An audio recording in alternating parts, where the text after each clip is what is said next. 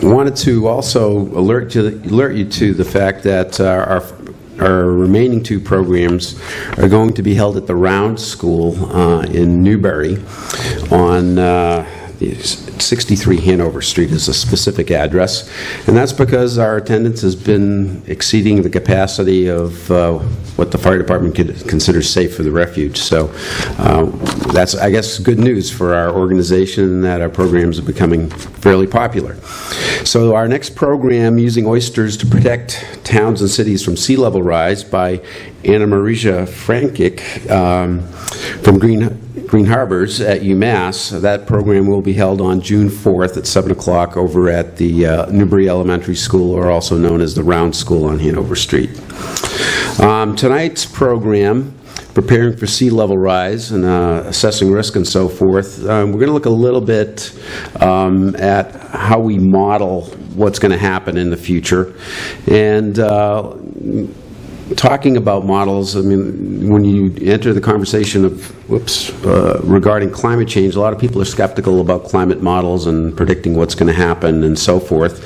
And it's maybe because they just don't really understand how these models work. But you know, mathematical models have been used for a long time to predict the future, and we use them in many different disciplines in engineering, economics, and business to figure out what's going to happen. And the better climate models, for example, basically test their effectiveness by using the model to predict what had happened in the past. So if the model predicted what happened in the past, then we can feel relatively confident about what's going to happen in the future. And this becomes important because if we're trying to get communities to adapt to a changing climate and a rising ocean, we need to have sort of a sense of what's going to happen, because knowing what's going to happen is going to help us answer those questions. Do we abandon and retreat a location, or do we elevate it and protect it? So our speaker tonight, Kirk Bosma, is a senior coastal engineer and team leader of the Coastal Sciences Engineering and Planning team with the Woods Hole Group. And his focus has been on habitat restoration, shoreline protection, and climate change planning projects for a diverse client base.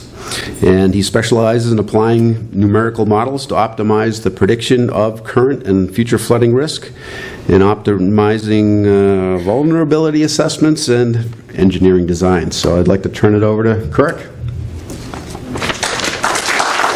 Thank you. I'm glad to be here tonight, and I hope everybody is ready to stay awake. You guys have had quite a litany of speakers here. Cameron Wake, I think, was here. Paul Kirshen was here. Rob Thieler was here. The good news is I've worked with all of them. The even better news is I do something completely different than all of those guys do. And so it's going to be a little bit different perspective, I think, tonight than what you've heard in the past. I'm a coastal engineer by trade. So I'm designing things. I'm trying to solve problems, right? So everything the engineer does is always geared towards that end. When I usually give this talk or talk about this topic, I never get into what the causation is. What is causing climate change? What's causing the sea level to rise? I'm going to leave that to my colleagues. I also think it's a very political issue. So I steer clear of that. What I tend to focus on is, okay, if this is happening, right, how is it happening, and what are we going to do about it, right? So that's where this talk is really geared towards here tonight. Now, you saw me flustering around up here with this laptop. It's it's one of these geeky laptops that you use for crazy things, because we do a lot of numerical modeling. I do a lot of numerical modeling. I had some pretty fancy stuff to show you tonight. Some of that we won't be able to look at, but you're more than welcome after the fact to come up and talk to me about it. I can show you kind of how we're ultimately using this. And the big usage is basically getting it from this technical engineering science world down to a community level so people can really understand what's going on. Okay, and there's some good tools for doing that.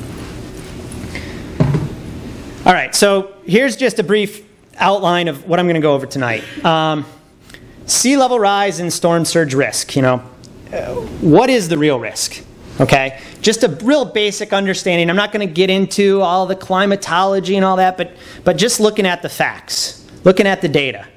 What are we dealing with sea level rise? And when I talk about climate change, I'm a coastal engineer. I'm focused on sea level rise. There's other things that are happening. I'm sure you've heard about precipitation increases, vegetation changing, temperature increases, all which are important. But probably of greatest interest to this group in coastal communities is the sea level rise component. That's going to be the biggest player here. So we'll talk a little bit about that. Then I'll go into a vulnerability assessment. What is that? How do we determine what is vulnerable? Right? And we'll look at maps, and they won't be the type of maps you've seen before. And I'll show you why. And then we'll get into, the real engineering part about it. If we know what's vulnerable, whether it's a pump station for a water treatment plant, or a home, or a hospital, what should we do about it? What should the plan be? What are the adaptations? Right? So that's what we're going to cover. This picture here is from Sandy in New York City at Ground Zero.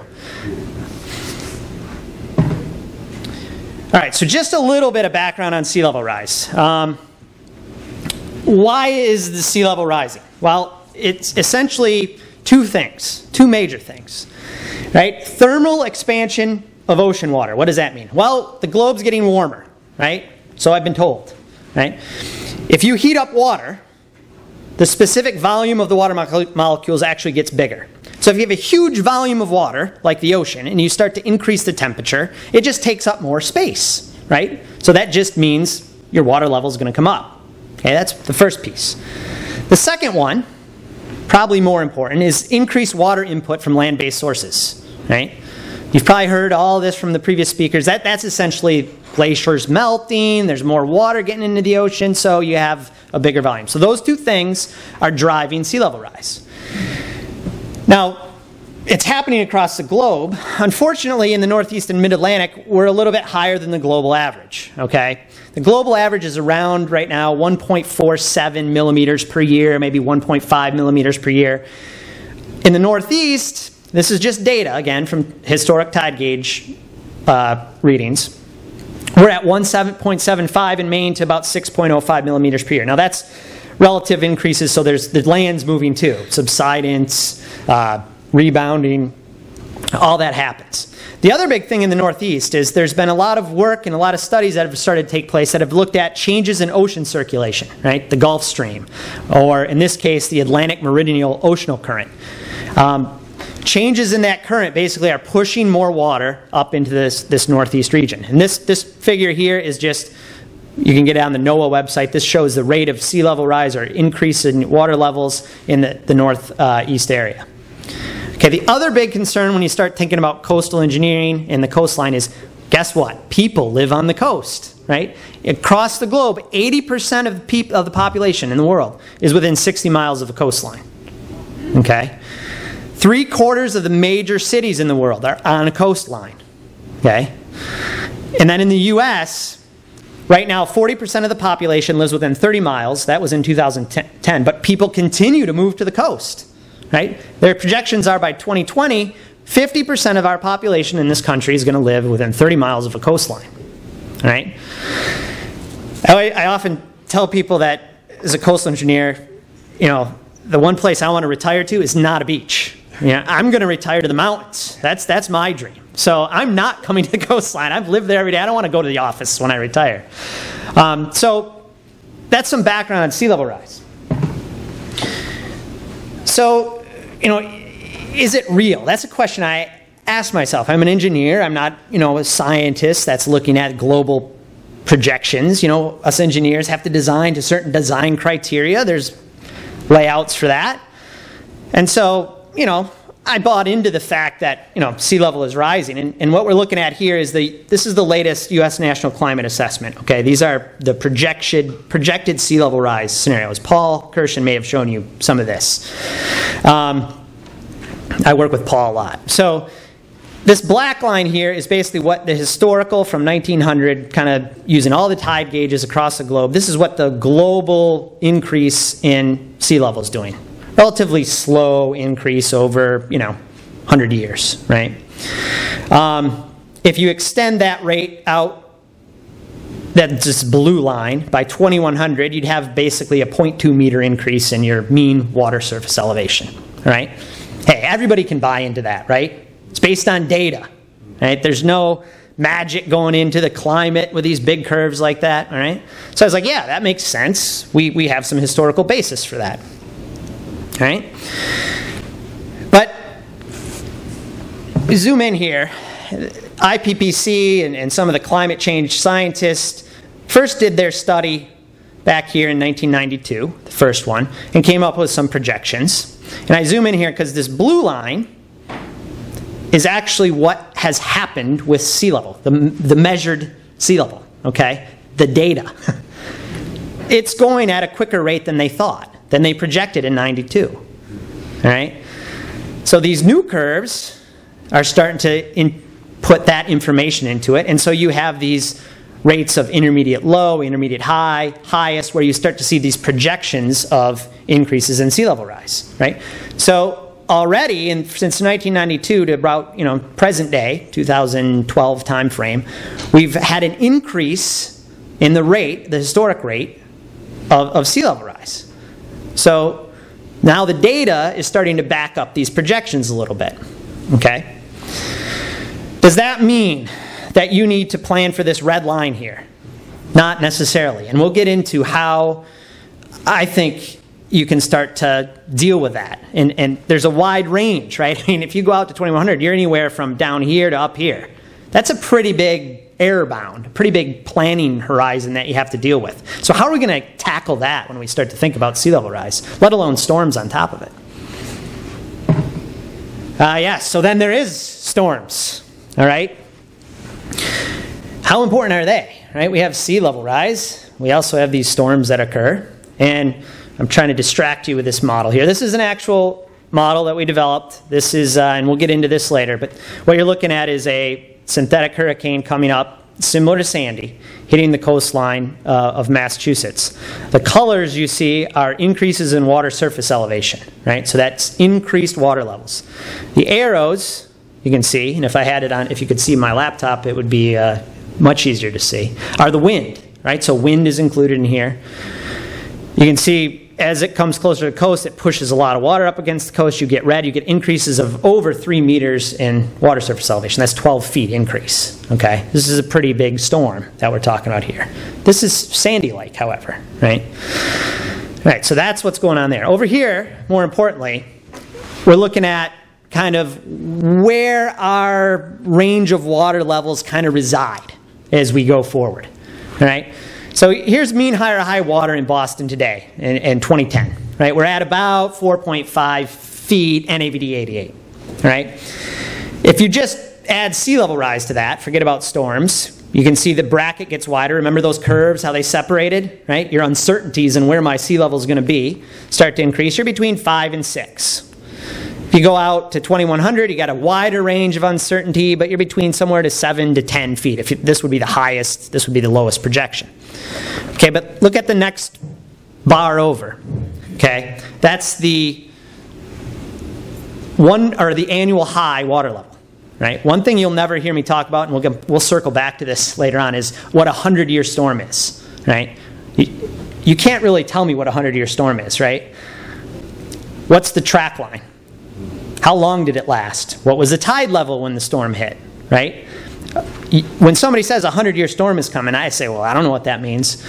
What you really need to change your thinking to is what a percent water level is, right? What's my 1% water level, right? I don't care what it's a category 2, category 1, nor'easter. I don't care about that. I just care about what my end result is, what my water level is going to be, right?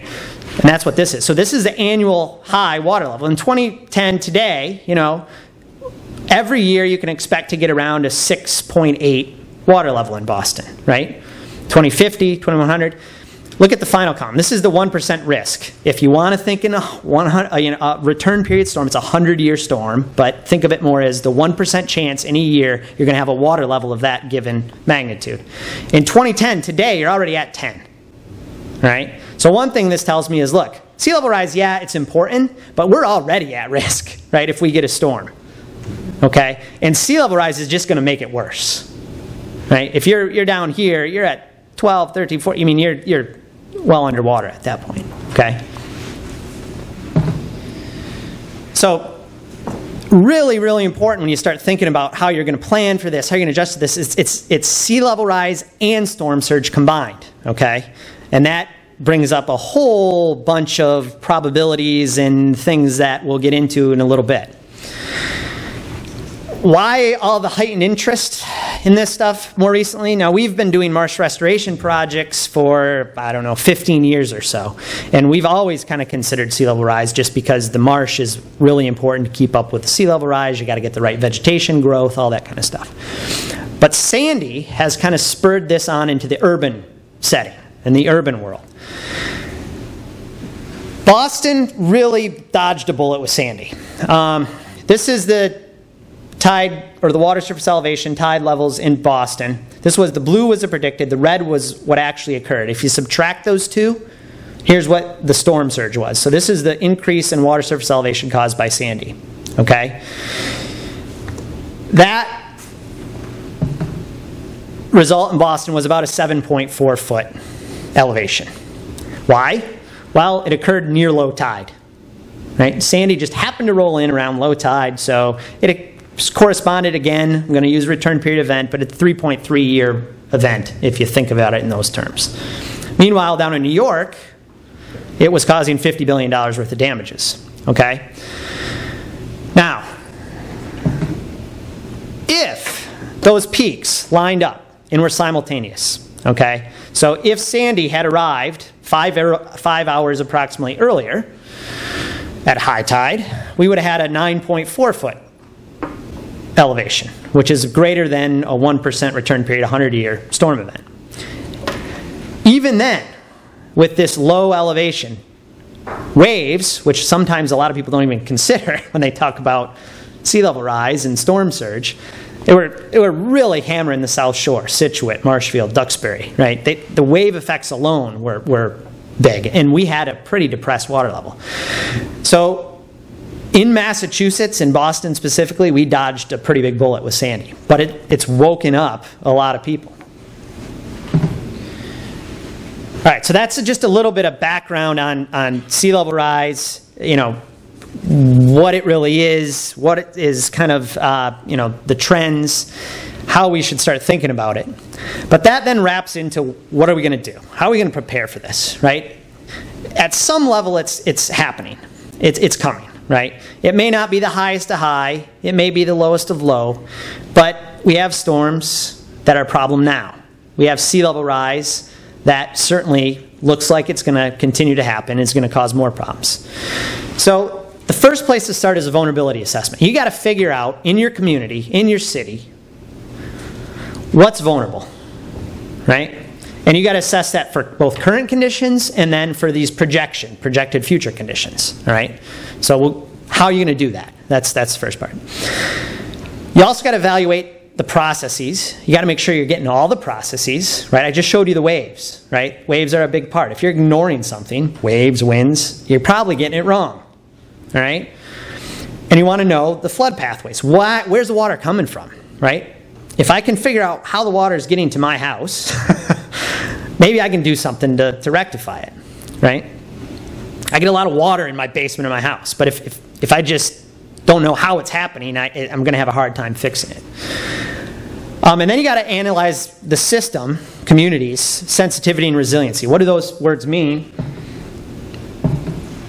Essentially, sensitivity means the system is very sensitive to a small change. So a very small increase in sea level rise or water surface elevation has a large system response.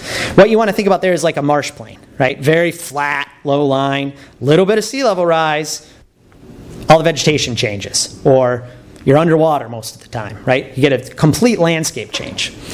And then the resiliency. Is this system prepared to accommodate? Right? A lot of hospitals are a little more forward-thinking in some of the climate change areas, and they're a little more resilient. Right? They've kind of designed some things. They've put generators up on the roof of the building, that type of thing. So if you're vulnerable, are you ready to accommodate? Are you resilient? Right? So once you figure out where you're vulnerable, then you can start developing this preparedness plan over time and scale. What does that mean? Remember those curves I was showing you, right? We have a fair amount of time between now and when 2100 hits, right? And there's a big range in where that exists, right? So that doesn't mean we have to go out to, oh my goodness, it's vulnerable, I got to go out today and do something, right? You got to figure out when it's going to be vulnerable. When's your trigger point for vulnerability? Because that buys you time to see what sea level rise actually does, right? What if it doesn't go as high as everybody projects, right? What if it levels off? What if it goes higher, right? If you know where you're vulnerable and at what point maybe the water surface elevation, what your risk level, say I'm at a 1% risk, I can deal with that. You know, it's not a critical pump thing, pump house, whatever, 1% risk, pretty low. But boy, when does it go to 10%? If I know when my 10% risk is for my pump facility, when it hits that trigger point in whatever year it is, I got to start planning to do something. I got to do things, right? And so that's this whole aspect of plan over time, right? So it gives you time to react, actions now and into the future, right? And then once you know when you're going to do something, you got to figure out what you're going to do, right? What is my adaptation? What are my options available? And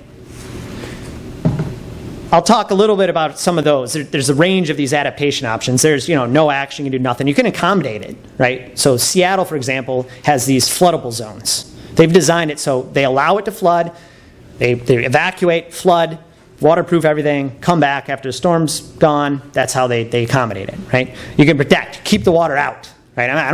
It's critical, right? The central artery, which we'll talk about in a second in Boston, the plan there is we can't have any water in here. It causes major issues. It's a major artery for transportation through the system, right? So they got to protect. Or there's retreat options. All right, so let's start with how are we going to determine what is vulnerable, okay? I'm sure most of you have seen a map like this before, right? This is a FEMA map, right? The flooding map, right? This is a big issue today. I'm not going to get into that, although I could, but we'll steer clear of that. And they project these zones where water is going to be of flooding and what the base flood elevation is and whether it's a velocity zone or an A zone and all these kind of things, right? So you could use this and you could say, okay, I'm vulnerable here, right? So maybe I should start thinking about doing something, right? What's the problem with that? Well, FEMA only is backwards looking. Right? They do not look at sea level rise. They do not look at projections of climate change. They just look at the historical events and say, okay, here's where my 100-year storm water level is going to be for insurance rate purposes. That's a problem, right? That's not realistic of where water is going to be, right? That, and there's some technical issues, which I'm not going to totally get into, but they don't even use dynamic modeling to figure out where these waters are. They do a bunch of analytical things for Region 1 to figure out kind of what the scale and spatial distribution of water is. So I would claim that this isn't, although this dictates what you're going to have to pay for flood insurance, isn't what you should be using to plan for your community's sea level rise and what's vulnerable, all right? All right. Then we have these, what we would coin these bathtub maps. I'm sure Cameron Wake showed you some of these. I'm sure Paul Kirshen showed you some of these. I was involved with this development. This is for the Boston Harbor Association. And they show these pretty little flood depths over here of different levels, and you can look at the water depths. But there's problems with those as well. All right? So these are these maps that you can go find out there, and you can look at, they're on the web all over the place, right?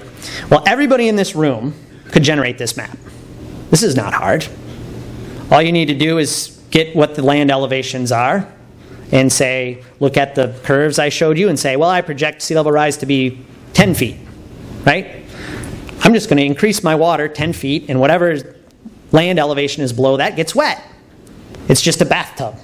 right? It just fills up to a certain level.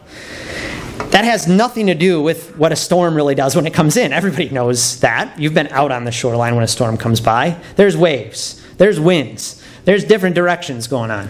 There's coastal geometries, there's connection points, there's dams that stop things. That is not considered at all in these bathtub model approaches. So while this is maybe a good and reasonable first order estimate of what you're going to see for flooding, it's not accurate, okay? So then there's hydrodynamic modeling, right? Now you're starting to include all your relevant physical processes, all those things that really start to become important during a storm. You know, tides, that's a part of it. Storm surge, wind, waves, wave setup, river discharge, right? Increased precipitation, more fresh water coming in. Future climate scenarios, right? You have people tell you that's going to get more stormier, if that's a word. Storms are going to increase in intensity as you go into the future. In order to do that, though, it gets complicated, right? You got to cover a large domain, right? This is Nemo. Everybody remembers Nemo pretty well in this area, I would imagine. It's big. To get it right, to get the physics of it right, you have to basically model the Atlantic Ocean, okay? The models also have to make sure that they have these different modules. Now, we're developing these. This is AdCirc, which is basically handles the circulation. I showed you the animation of that before. Has currents, storm surge, tides, water levels, winds, river discharge. And then we have SWAN, which is the wave model, which handles waves and wave setups. And those are talking to each other every time step or every calculation, right? So you're getting the interaction of waves and currents all included in this model. And you say, well, okay, that model stuff, that's all fancy and whatnot. But, you know, the bathtub's pretty good, right? It shows me what's going on with water. Well, here's why they're not good enough. This is Boston. This would be the bathtub model, okay? This would be a 100-year, let's say, or 1% water level with 3 feet of sea level rise, right? So that would be about an intermediate high sea level rise projection in the year 2070, right? Here's where you project the water to be. It'd be at around 12 or so feet, and it's uniform water surface elevation, right? Because you're just filling it up like a bathtub, right? Those depth curves are just based on what the land elevation is, but it basically says it's a flat water surface elevation across the whole area. So this is what floods. So I'm presenting it in terms of what the actual elevation of water is. It's at 12, right? Now, if you're at a little bit higher ground, you're going to be up to your, knees. If you go in a little bit lower elevation, it's a little higher, but the water surface is all flat, okay? This is what would be projected to flood in Boston or that scenario. Here is results of a dynamic simulation for the exact same water level. It's a storm event that comes in, okay? And the exact same sea level rise. It's vastly different, okay? For example, this whole area, and I'll bounce back and forth between the two. But you can see, especially back in Cambridge, behind the dam, that doesn't flood, right? Up here along the Mystic, that's not flooding as bad. There's areas down on the South Shore that are much worse, right? Down in here, water level. That's the wind. That's the waves. It's a nor'easter event. It's a hurricane coming in. That circulation, that power creates a completely different picture in terms of where you're vulnerable, where your water's going to be. Here's just another view. That same thing. This is then the water surface elevation, okay, along this red line here as you come into Boston. Now, if you were using the bathtub model or just those maps, you'd basically have a water level at 12 that'd be uniform the whole way. That's not what happens, right? You get this pushing of water, storm surge, a foot higher in this location down here. That foot makes a pretty big difference. You also see these little bumps. That's the wave setup, waves effects throughout the system. The little holes going over the island there, which is pretty high. Point being, to really understand where you're vulnerable, you can't do anything but a dynamic model. Otherwise, you're going to get it wrong. If you're in an area where the risk is high and things are critically important, then that's what you need to be doing. Okay, so I kind of covered some of this, but why do we need this sophisticated approach? Why are we getting so complicated? Well, the risk is high, right? We're talking about the central artery or an urban environment with a hospital. These facilities, or a wastewater treatment plant, or major urban population, or even a densely populated community. There's a big risk here, big financial risk from flooding. So we want to make sure we get it right. There are a lot of important factors that you need to consider. The storm types. I kind of got into that already, right? You can't tell me what a 100-year storm event is. There's too many parameters. Every hurricane has a central pressure, a radius to maximum wind, a track line it follows, right? Those all vary for each storm event. So you can have a 100-year storm, but maybe it hits a different location on the shoreline. Completely different flooding that would occur, right? The flooding pathways can be significantly influenced by dynamic processes. We looked at some stuff down in the Gulf Coast in Louisiana for some of the flooding, and you may remember the levees broke on some of the Mississippi River there. Well, the wind influences that water level across those lakes so much that you get such a different water level on one side of the lake versus the other that you get dynamically different flooding pathways occurring, right? The dynamic model also gives you answers to what's causing the flooding. Where is it coming from, right? I can look at the storm propagating through, seeing where the water is coming from, where it's entering. I can determine why it's happening, right? I can separate waves out, winds out, storm surge. Determine the length, right? How long does it last? Everything else is just, static, right? We're going to get this water level, here's where the flooding occurs. I can tell you how long it's going to flood, when it's going to retreat, what water level, what depth it gets to, what's the volume of water getting around a dam, getting through a street. And then probably the most key thing is I can then, with a model, test for performance of adaptations, right? So I can put a solution in, rerun the model, and say what changed with my risk profile, right? We'll talk a little bit more about that in a sec. All right, so this is borderline getting a little bit on the complicated side, but this is how we do a vulnerability assessment. This is how we have done it for the EPA at certain locations, how we are doing it for Mass DOT when we're assessing the vulnerability and risk of the central artery system. Okay, I'm working with Paul on this. He's part of the team. We're doing the modeling. We're looking at the combination of surge and sea level rise.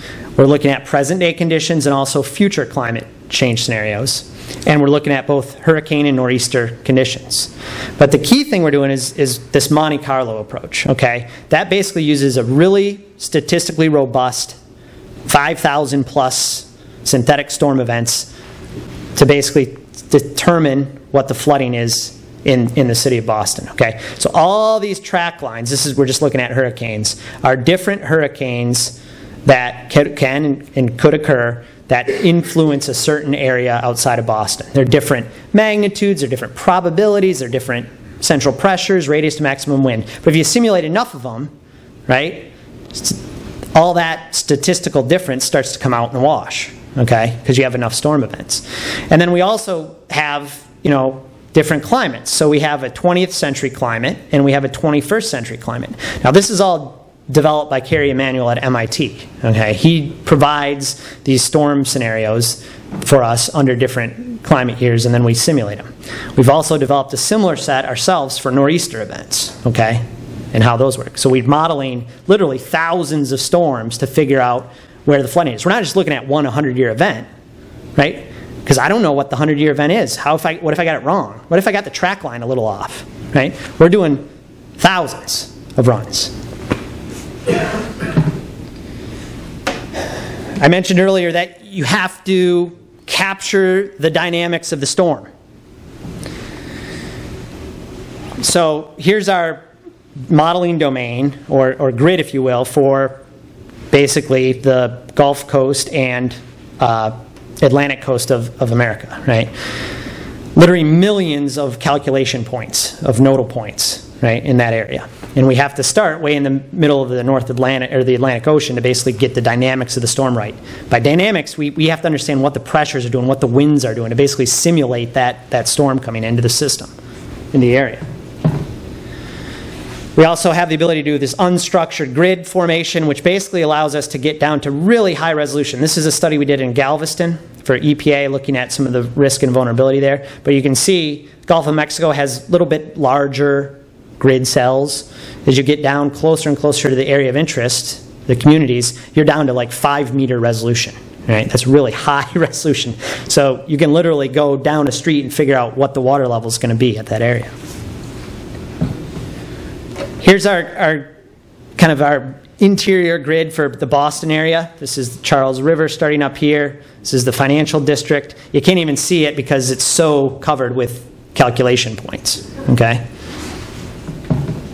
This is what it looks like if you take an oblique view in the city. So we're calculating what the water levels, what the winds, waves are doing all over in this domain. All that information is overlaid on LiDAR data, topography. We also did some site-specific surveys to verify that LiDAR data. So this basically creates your mesh, or your domain of topography throughout the system. Right? Then we can use that, and then we run these thousands upon thousands of storm events at the system. Right? Here's an example of that. This is down in Louisiana. This is Katrina. Water surface elevation, again, is colors. Again, the arrows indicate winds. One thing I want you to just look at here is the Mississippi River. You can see how high resolution the model really is, because you can watch that red storm surge, water increase in water level, propagate right up the river.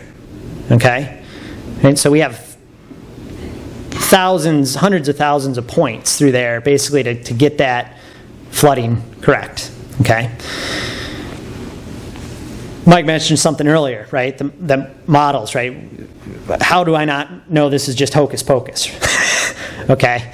Well, we basically calibrate these things. So for Boston, we calibrated it to the blizzard of '78. We calibrated it to Hurricane Bob. So we simulate the historical storm events and make sure that all the tide gauges up and down the Atlantic coast are replicated correctly by the model. For the blizzard of '78, we also had high water marks up into the urban environment. So we're matching what our model is saying to that. So we have confidence that if we simulate other storms, it's going to do a reasonable job of getting those things right.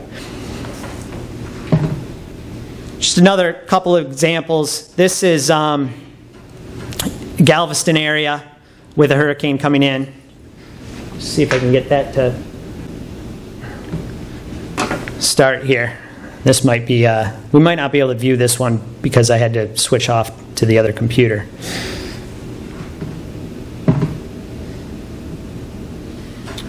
Just bear with me a second. Some of these animations, while they'll work on this high-end laptop, may not function on this other computer.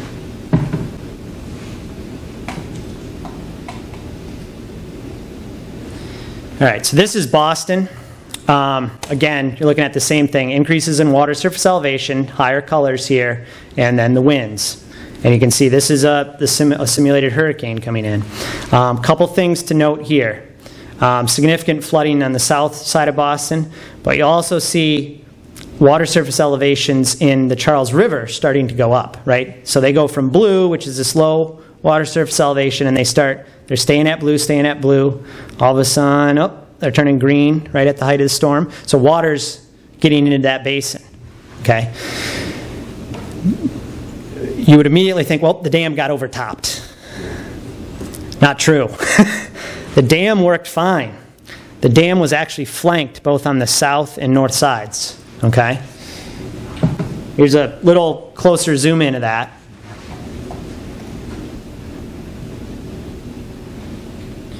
Hopefully this animation will run.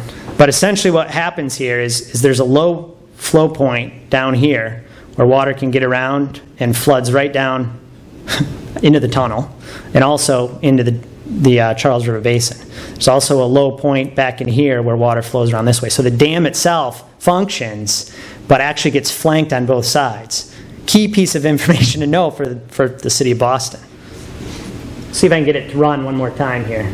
Doesn't look like it's going to. If anybody wants to see any of this stuff, just come up afterwards, and I know this works. So,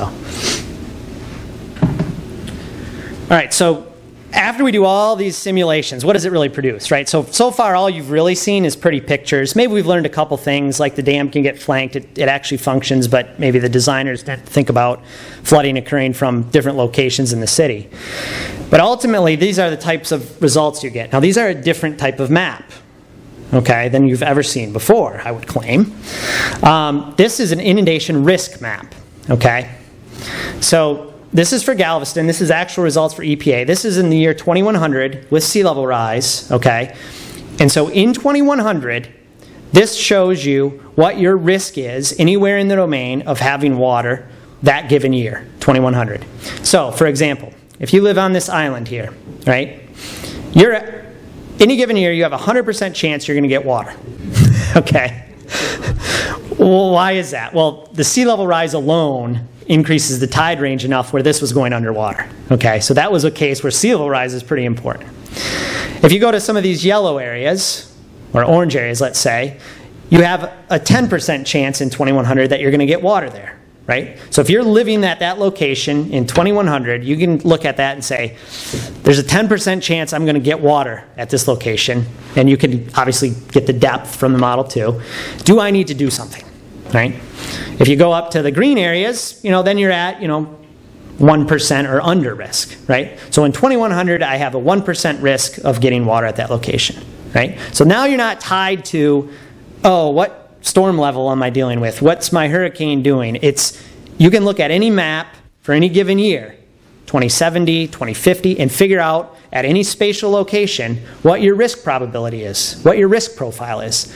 That's pretty powerful for stakeholders to say, okay, say a wastewater treatment plant, or it has a outfall or a pumping location, a certain location. They can go there and say, okay, present day I have a 0.02% chance. I don't even have to worry about it. In 2050, my risk profile jumped up to 2%.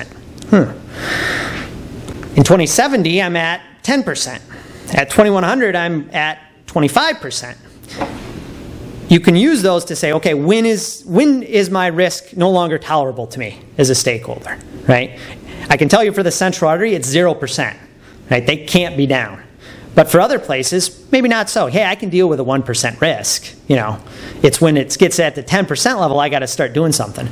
Well, see, then you can start planning out when you need to make action, when you need to take an adaptation, okay? So it's this type of risk map that we develop for each given year that starts to be able to plan things. And it includes all the dynamic components. It includes, you don't have to worry about the joint probabilities of what your tide's doing and your waves. It's all in there, okay? Because you've got a statistically robust set of storms. All right, this was the really cool thing that I'm not going to be able to show you because I'm not on this computer. This is for Galveston again, but essentially every one of these black dots you have information at, okay? Has anybody, just a show of hands, has anybody used Google Earth here? Okay. So I can give you results from these models in Google Earth, and you can go and explore them yourselves, okay? And you can go to any one of these black dots, click on it, and figure out what your risk profile is, okay? So just for an example here, and not only that, I can, Google Earth, you can fly around in it, you can explore, you can do all these things. I was going to show you all that, but I won't be able to now. So for example, at this specific node here, right, here's my exceedance probability. What does that mean? That's that percent risk chance, right? So here's my 100% exceedance probability, right? It's dry, right? So I'm not worried, I'm not getting wet under that scenario. My 50% still dry. But if I get down to my 0.001% chance, I start to see a certain water level at that location. And I can go to any point in the domain and start to look at that. Here's an example how this really starts to take hold, okay? This is a point in Galveston that's seaward of the seawall. That's a tongue twister. Or right near the seawall, just above high tide. So here it's dry, but there's a 50% chance you're going to get water there, okay, from a storm event. If I jump back behind the seawall, look at what my risk profile does, right? It's dry all the way down to a very, very, very small percentage, which would be a huge storm event that would get water at that location. So the seawall's functioning, doing its job. If I go to that same elevation location and move to the west, where the seawall no longer exists, and this is still a relatively densely populated area, under that same climate change and storm scenario, look at, I'm at a much higher risk level for getting wet. Okay, what else can I do with the model then? Well, I also can put in an adaptation, like I was saying before. I could put in, let me say I extend that seawall down, rerun the model. How does this change my risk? Okay, I know how much it costs to put in a seawall. We've worked to tie this with economics. So what is my economic cost of doing nothing, right, based on these risk profiles? We work with industrial economics out of Cambridge to do this. And they have a model that basically takes all our results, calculates what the economic impacts are going to be, right? I can then put in an adaptation and see how much money I save. Compare that to the engineering cost of the adaptation and say, is it worth it to do it? And when is it worth it to do it? Okay, more really fun stuff that you're not going to be able to see. Again, Google Earth. The other thing we could do is basically show you flood pathways, flooding in the city, in a community, animate that, and you can literally fly around and watch the water go down streets. Okay, I could show you that if this projector worked. Pretty powerful stuff from a community projection basis to heighten the awareness. But you can see, and what I was going to show you here is basically how that water flanked the dam. It was pretty interesting, right by the TD Bank Garden. Goes right through there and goes around. I can show you this interactive stuff if you guys come up afterwards. Okay, so that's how we figure out what's vulnerable, right? Now let's figure out what we got to do about it, right? As an engineer, I said eventually I want to solve these issues, right? That's in my nature, right? So again, anything that we're designing these days, we're considering very strongly modular or phased approaches. What does that mean? That means if I'm designing a seawall in a location, right, I want to make sure that it's adaptable to future changes. Okay? What that doesn't mean is I'm not necessarily going to design it to withstand a 2,100-year storm with 12 feet of sea level rise. Right? That's not what I'm going to do. I'm going to make sure that I have the ability to expand that seawall easily in the future. If, through monitoring, all these projections that these scientists are showing are going to happen. Right? So I can go back and watch those projections between now and 2020, 2025 and say, okay, the seawall is still working, it's fine. Or, ooh, sea level is going higher than what they thought, but guess what? My design that I did today, I can just easily add another row or a parapet on top of the seawall. It's okay, right? So that type of thinking in the design is what needs to start happening. You got to improve the facilities. You're going to accommodate. I mentioned Seattle and the floodable zone. So things where you accommodate water under certain scenarios might be something you do. There's the soft engineering solutions, beach nourishment, dune protection, marsh restoration can help. Obviously the hard engineering, seawalls. You can have managed retreat. There's evacuation planning you need to consider. And then I really stress co-benefit solutions where they benefit more than just one facility, one system. Just some examples. These are facility improvements, elevating things, flood-proofing things. I love this picture here. It's kind of the old school and the new school of design, right? There's the soft engineering solution I mentioned, marsh restoration, biodegradable solutions, beach nourishments, dune restorations. This state we need to work a little bit harder at some of these, but those can serve function for lower level events, dissipating wave energy. They have their purpose. I'm sure Wendy was here, probably talking about big projects down in Louisiana where they do tide gates and stuff like that. That can be a solution. Seawalls, revetments. But I think one of the key things I want to stress is, a lot of people start to think about, okay, you know how we can fix this? We'll just build a big wall around all of New York. Or we'll connect the islands out in Boston, and we'll all be safe. Or we'll do what they did in Louisiana, which, frankly, might be a little bit more than needed to be done. What we're finding using some of this modeling is that sometimes these regional problems that look so bad in the bathtub models, you'll hear people say, well, this isn't even the worst case scenario I'm showing you, and it wreaks havoc and panic, right? But sometimes these big regional flooding can be solved by really minor projects. Okay, here's an example. This is South Boston, right? So this is Morrissey Boulevard. This whole area floods under certain storm scenarios with sea level rise. Okay, but if you look at where the water is really coming from for this area, there was very small locations where the water was actually coming through. It was not pouring in everywhere. Right? I don't need to build, to solve this problem in 2070, I don't need to build a wall around this whole thing. Right? That's millions of dollars. Right? There's just key little locations that if I fix up, I've solved the whole flooding problem. So, going back to this chart again, this is how we do this. So this is that same South Boston, UMass Boston property. There was a location here that was flooding through underneath the road, and then low elevations back here, low elevations here, okay? So stakeholders can use this to say, when do I need to take adaptation, right?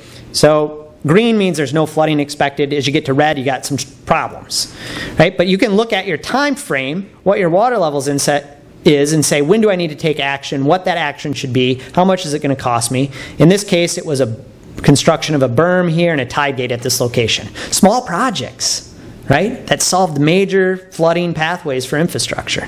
At this location, there were some different solutions. This was a precipitation problem at this location. But I stress, you can start to look at regional flooding can be solved with relatively small projects.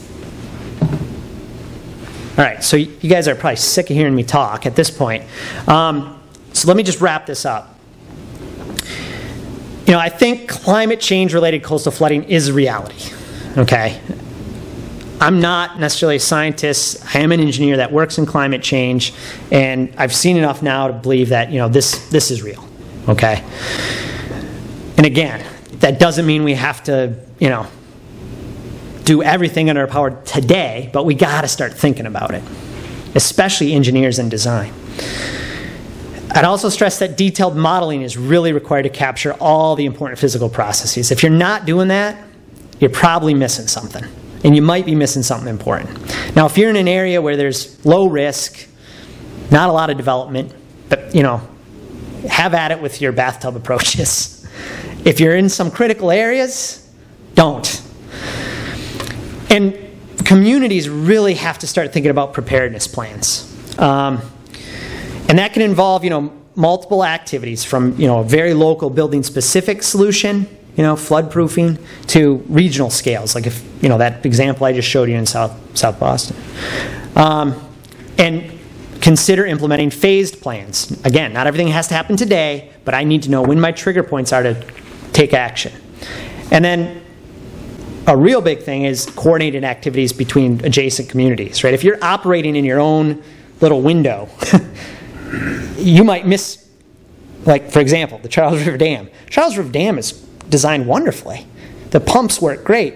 Everything works wonderful. But guess what? They didn't consider the regional approach in local communities, and it gets flanked. Now they have issues. They're aware of them now, which is good. So that coordinated effort is important among communities.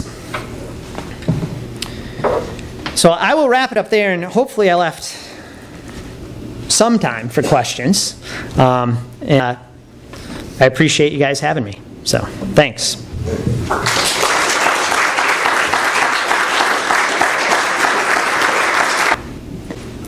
Yeah. I'm going to ask the hard money question. If we wanted to do a dynamic study like you proposed for Greater Newbury Forge or coastal Essex County, what kind of money are we talking about just for the study? Because I understand once we identify these points, it's very easy to put a price tag on a tide gauge. Right, right. Yeah, that's something I normally mention in my talk, so it's good that you brought that up. You know, you would think, right, that all that stuff that I just did is crazy, right? Expensive. Because one thing is, you already know based on the number of nodes I'm talking about and the domain where we're talking about the whole Atlantic Ocean, you need some pretty big time computers to do that, right? This is true. However, you also saw the grid, right? It's already been developed. So, whereas the first time we did it, it was pretty expensive, it's not so much anymore. So I'll give you an example. You know, the project that we really looked at was for the central artery, the vulnerabilities there. Cambridge found out about it. They said, hey, we want on board. We're doing a vulnerability assessment right now. Can you add us to the model? For $10,000, we added them, right? So we're not talking hundreds of thousands of dollars here. Essentially what we have to do, and you can already have, these results are going to be publicly available, okay? So when Mass DOT gets done with their study. So you can already today, well not today, when the results are done, you'll be able to go in to the results, go right outside of Newburyport, right outside of Salisbury, right outside of wherever you want, and get that risk profile, okay? What's not in the model is the upland portion. Okay, that's the part that has to be added. But because there's an economy of scale here, because it's already been developed, it's not outside the cost profile of individual communities to do this, right? I mean, we're not talking hundreds of thousands of dollars to do these studies, to get these models running, to get the results, because it's already there. It's something that's attainable, which is good. Yep. What's Mass DEP's take on this? Mass DEPs? From what perspective? Well, from the perspective of using any of this data in terms of doing the permitting that might come before that. Yep. I think that they would be readily acceptable to using the results of this. We haven't talked to them about it. We know that the state itself, in the Secretary of the Environmental Affairs, is very interested in it. Right now they're very interested in it from FEMA perspective because the FEMA maps are out. This dynamic modeling is much more advanced than what FEMA did. FEMA actually does this type of modeling in other regions. They didn't do it in the Northeast. So they're very interested in it from that perspective. But there's no reason to think that DEP wouldn't be interested in these results as well, especially from the future projection aspect of it. So, I mean, there's a fairly well-known, you know, what my present-day storm surge levels are, but there's not a really good handle on the future projections. Way in the back. Kirk, I was wondering if you could just repeat the question for the videographer. Absolutely. Thanks. You mentioned the vulnerability of Scituate. Get to Scituate, where would you rate Plum Island's vulnerability? Okay, so the question was, I mentioned the vulnerability of Scituate throughout there, and Scituate is actually, the community is actually considering going forth and getting added to the model in the upland areas to start looking at results. Plum Island, and so the question was, how does Scituate's vulnerability compare to Plum Island's vulnerability? The answer that you probably don't want to hear is, I'd love to look at the model results when we're done to really, I could quantitatively tell you exactly what the vulnerability difference is because I'll know. But my guess is Plum Island is probably more vulnerable than Scituate.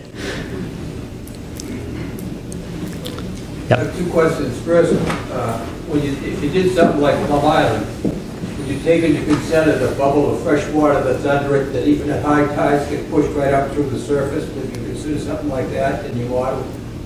Okay, so the question was, would you consider essentially fresh water, this comes up through groundwater effects? Float on top of the salt water under the island.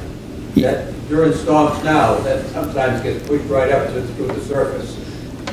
Right, so there's basically a groundwater infiltration, essentially. Yeah. Well, we'd have to, it's a good question. So he asked, is the groundwater infiltration something that would be considered in the model? The model is capable of handling a lot of different inputs, water inputs, like it handles precipitation over a spatial scale. It handles river discharge into the model. It could numerically be included. I would have to think about exactly how we would include it. I didn't need to know more about it first. But yes, it could be included technically. I had another question too. I noticed recent Science magazine said that the climate warming is going to create a lot of storms in the Pacific this year.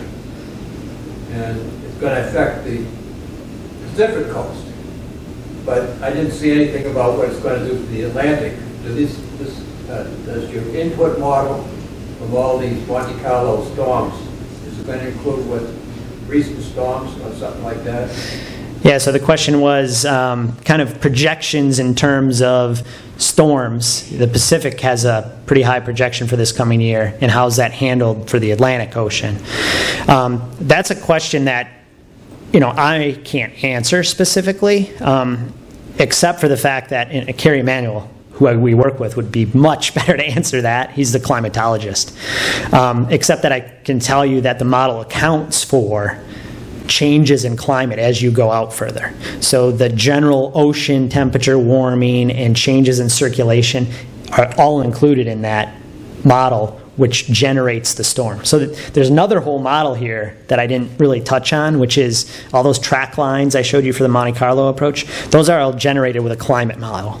That's a completely different model that produces what the intensity and track lines and probabilities of all the storms are. It's not something I know tons about, but it is included into the input that we put into our model. So, yep. Could you tell us a little bit about the situation in Sandwich, which I think is fairly similar to what we have on Plum Island with the jetties, and the role of the Army Corps of Engineers and what they're going to do about it? Yes. So how'd you know how to ask that, Bill? Yeah. So we're doing a lot of, as a company right now, we're doing a lot of work for the town of Sandwich. The question was, how can you talk a little bit about what's happening in the town of Sandwich, which is on the Cape? It's directly adjacent to the Cape Cod Canal. So we're doing a lot of work down there looking at the erosion that has occurred and trying to implement a rather substantial beach nourishment project there. It's going to be the biggest in the state since Revere Beach, which was in the 1960s. Sandwich is significantly influenced by the structures on the east end of the Cape Cod Canal. That basically inhibits the natural flow of sediment.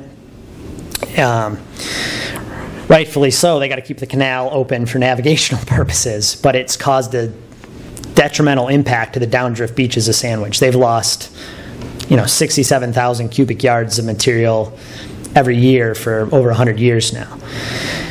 So the beach itself is just completely sediment starved. If you can imagine, kind of a sediment budget, there's no sediment coming in because it's blocked by the canal. A lot of the sediment's leaving to the east to go down to Sandy Neck, and the only source is the existing dunes that are there. So every storm comes in, robs the dunes, takes the sand, pushes it down. Some of it comes back on shore, but the net loss is pretty significant. So, the town's been struggling with this for years. Certainly a major cause of the erosion is the federal structures on the Cape Cod Canal. Recently, the town has requested basically something be done there for that. Sandwich, just so you know, is right there. The Corps has recently said, yes, we understand that our structures are partially or majoritarily responsible for that erosion, and they're going to undertake what's called a Section 111 study to basically mitigate the erosion effects they've caused. Now, I guess why you're asking that question is there's something similar that might be going on up in this area with the federal structures that exist. So you have to do a base study we did that for Sandwich to figure out, okay, do we have the technical backing to go present to the Corps and then say, hey, here's what's going on. Can you guys please do something about it? We've got a problem here. So we're proceeding with the beach nourishment project independent of the whole Army Corps involvement. And we're talking about a proposal that's going to be put in for a 400,000 cubic yard beach nourishment project, which would be a great first start for them in terms of recovering from that. The other aspect of it is that all future dredgings from the Cape Cod Canal need to go right to Sandwich and not dumped offshore in the middle of Cape Cod Bay. So there's a genuine effort there to think about long-term planning, beneficial reuse of material, and getting the sand that would rightfully and normally be coming to those beaches, although maybe not under natural processes, under help. So that's the short version of the town of Sandwich. Right up front here. Yes. Does the model take into account rainfall intensity, the impact of soil permeability and paving, and then the impact on drainage systems, sewer systems, that kind of thing? Yeah, good question. The question was, does the model that we've developed take into account precipitation increases, changes to paving, permeability of the landscape? So for Galveston, it did not. We weren't really worried about it there. For Boston, it does in this regard. We have included, for example, the Charles River, the Mystic River. Other studies have been done that have looked at the increase in precipitation, intensities, in discharge amounts. So we are looking at increased discharge also be included. It's minor when you start thinking about the surface impact of rainfall on the model versus the actual watershed discharge that comes down the rivers. That's really where the focus is. In terms of permeability, meaning increased in paving development, that's not included in this model. That would have been calculated in the previous discharge model. And then in terms of, you also asked about the water, sewage, and piped infrastructure. That's also included in the model, but as a separate model again. So like Boston Water Sewer Commission has their model of their system, and we're specifying for them what the tailwater or head difference is going to be at the end of all their discharge pipes, and then they can go back, input that into their model, and figure out what the effects are. So it is in there, but not dynamically like the wave storm surge is. So we're primarily focused on surface water flooding from rainfall, storm surge, sea level rise, waves, winds. Question in the back. Yeah, Kirk, does your model take into account, you're doing projections for 2100. Does your model take into account potential dynamic bathymetric changes, marsh changes? For example, say you're around here, you're sitting at Route 1 on the Parker River. Yep. The marsh can't keep up with sea level rise, marsh grounds, marsh disappears. Now you don't have that buffering effect. That's going to enhance your storm surge up those narrow channels. Does it account for, I don't know how one predicts. Yeah. Yep. But does the projected? That's a good question. So he's asking the question, does the model consider bathymetric evolution, topography evolution? For example, if a marsh essentially dies off and changes the frictional effects, or if you have a significant bathymetric change due to coastal erosion. Let's say you lose a whole island. Plum Island breaches, right? So it does. There's two ways to answer that. The model, although we do have models that do that, this model, which is pretty big regionally, doesn't dynamically handle bathymetric change. So for example, waves, storm surge, winds, all that shape the shoreline, right? Change the shoreline.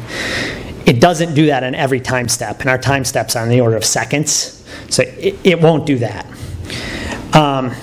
What it can do is say that if you say no, that by 2070, 2050, that you are going to have a change to marsh, or suspect that it's going to occur, you can then change the topography in the model for that time step and run it for that.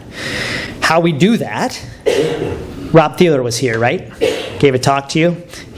We're working with him. He's looking at how the coastlines are going to evolve and change, and dunes are going to shape, and barrier beaches are going to modify. We use input that essentially USGS does to then change that. For Boston, not really a big issue because it's a hardened, fixed area. The changes there are not going to be substantial. If the changes do occur, they're going to be anthropogenic changes by somebody building something and not some natural erosion occurring.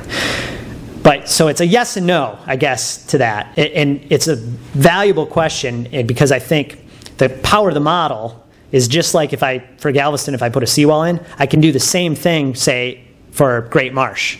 If you think Great Marsh is going to change, we can put that in, simulate it, see what the effects would be. Yeah, there's the Galveston example that I was specifically thinking about and asking that. Because there you do have a place where it's unlike Plum Island, which has high dunes and is not overwashing actively. Galveston's low, and even low new inlets through there with some storms. And that really does change, obviously change hydrodynamics. Right. He said Galveston kind of prompted him to think that that was important because it's so low and it could change and reshape itself, and absolutely true. And so but we can look at that, right? It's just a matter of if somebody's smart enough to know when and where and how that's going to happen.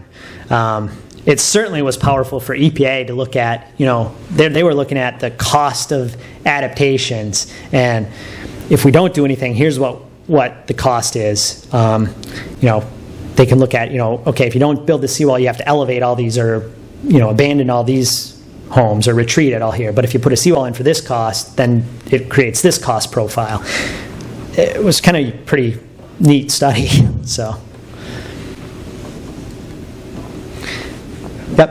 Is the Army Corps of Engineers required to do a model like this before they undertake a major project like repairing the jetty? And if they didn't do that, what are the liability implications? So the question was, is the Corps required to underdo some kind of study to look at potential implications of a project, whether it's a jetty, extension, heightening, any type of project, coastal project? Yes, they would normally do. To what level they take it is another question. Do they have to do a model like this? Probably not. But they have to at least do some kind of assessment to figure out what's going to happen. They can't just go do something.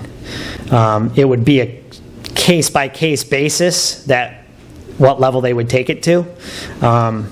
We've worked for them. We've done projects where we've done high-level modeling for, Camp Ellis, Maine up in Saco, to look at structural changes to structures. I think generally they would do something like that. I don't know specifically if they did that for the case you're referring to, but question back. My question is sort of related, and that is the piecemeal versus the regional approach. And is your craft that well developed that you can say, for example, if one community here does this to defend, how is it going to, negatively affect another community, and also from house to house, Plum Island, for example, you have piecemeal methods being used, and does the science know how these effects, these devices are affecting each other at this point? Yeah. So the question was, when you talk about piecemeal coastal solutions versus kind of more regional adaptations.